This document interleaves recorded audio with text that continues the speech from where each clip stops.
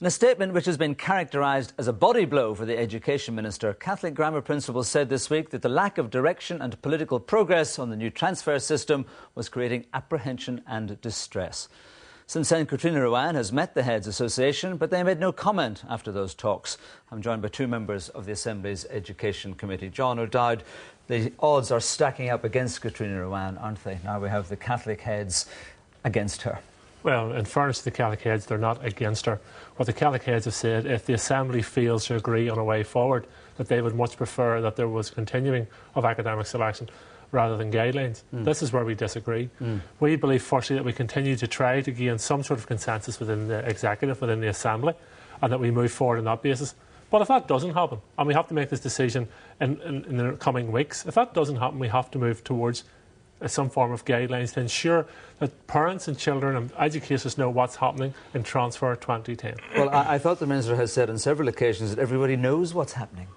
Well, the Minister has set out her proposals. Everybody knows what the Minister's proposals are. The difficulties is that those parties who are arguing against this haven't presented... Including now the Catholic heads. Well, everybody who's arguing against this haven't offered a viable option. And it's also worth noting that the Catholic heads are not only opposing Katrina Rowan in your terms, they're opposing the Catholic bishops.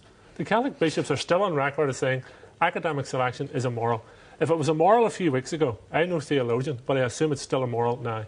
Well, what the actual position of the bishops was on this statement is open to some differences in interpretation, but let's leave it there for the moment. The problem is, Edwin Poots, I suppose, that there is no prospect of any kind of agreement on the horizon or anywhere near the horizon. Well, there certainly isn't going to be consensus around the proposals of Katrina Rowan.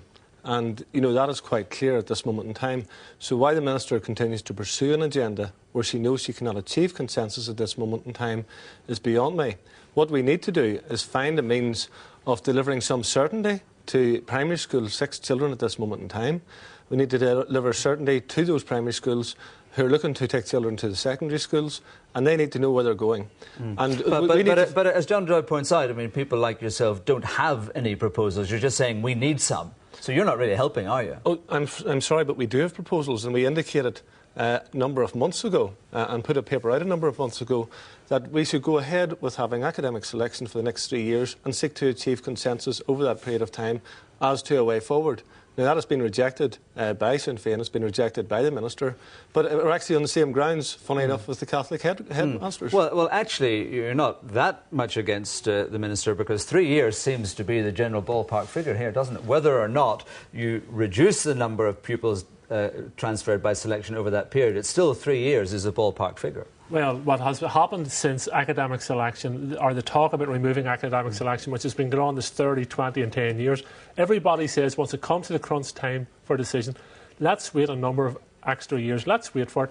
And from the DUP's position, what they want to do is ensure that academic selection continues into eternity. That we cannot accept that. The Catholic head's position is closer to the DUP's, I have to say, than it is to anyone else's, which I think is a wee bit startling, if not shocking. What we are saying is that academic selection... Well, they're all more interested in the future of children. With respect now, Noel, both my party and the Minister are interested in the future education of our children. What we're trying to create is an education system which meets the needs of all our children, and that's what we're about. So our proposal is to remove academic selection and open up the school gates to all children in that community. Not just the selected few, but all children in the community. But what is startling and what is shocking is that the Education Minister and Sinn Féin are so out of touch with what the community want, with what educationalists want, and with what the parents want. And what the parents want is a quality education that you build on the best and you support the rest. And what we need to do is identify where there is weaknesses, where there is flaws, and develop those particular areas and improve those areas. And what has been very clear is that numeracy and literacy is a challenge, and there's a significant tail in Northern Ireland of young people who aren't achieving. But it's identified that that happens in the early years, and what the Minister needs to concentrate on is early years and developing the early years, and instead of moving it up by 1 point, from 1.04 to 1.05 and giving £17 per head per child extra, she should be putting significant resources into the primary school children instead of arguing about this 11 plus examination. But for parents watching, what they see time after time is education being used as an ideological football. You want to abolish selection, you want to retain it. Where does the compromise lie? Well, the compromise will have to lie in terms of ourselves and the DUP having a serious engagement about this. To date, we haven't had a serious engagement on the subject of transfer. But there's engagement in the Education Committee, to be fair, quite vigorous engagement. As there should be in all committees in the Assembly. But you don't negotiate across the Education Committee floor. What I'm saying is that you're right, that parents do need certainty on this.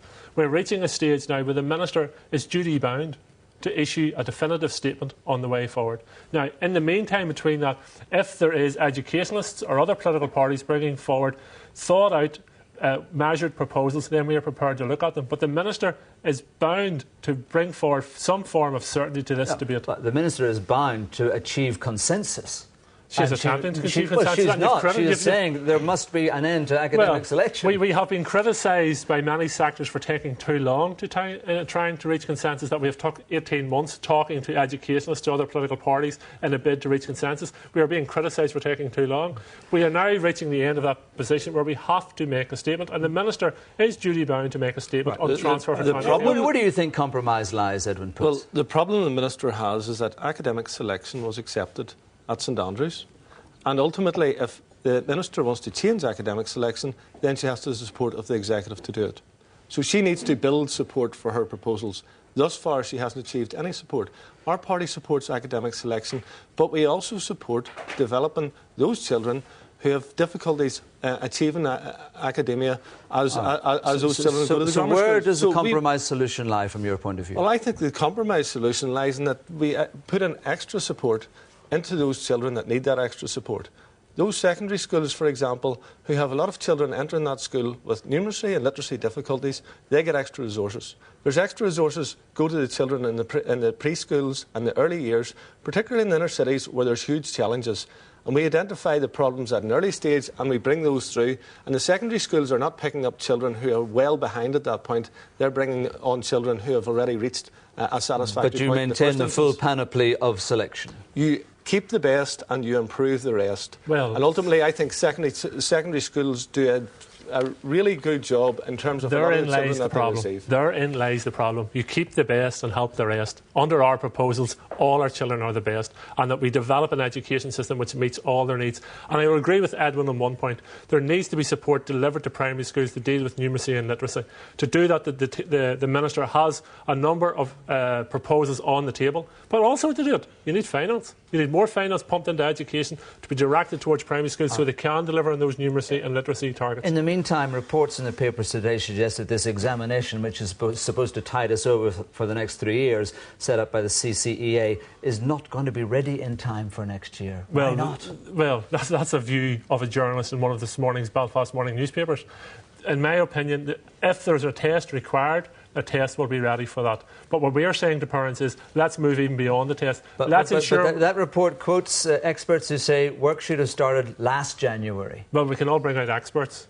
As far as I'm concerned, if the test is required, the test will be ready. There has been no scrutinising of, for instance, the Quality Education Association's test. It hasn't been tested anywhere. It hasn't been through the rigours. It hasn't got the expertise behind it. It's not endorsed by the state, of course. No, it hasn't got the expertise behind it, which the CCEA has, and it is aligned to the Department of Education, and it can deliver it. Do you have a view on that examination and its state of preparedness? Well, I think it's disastrous that the Department of Education hasn't moved ahead, but it doesn't surprise me.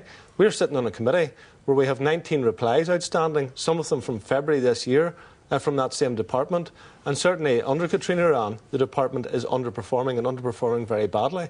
And this is just a further demonstration of its underperformance. All right, gentlemen, I see no satisfaction there for the parents of children, but let's see what emerges. Thank you both very much indeed.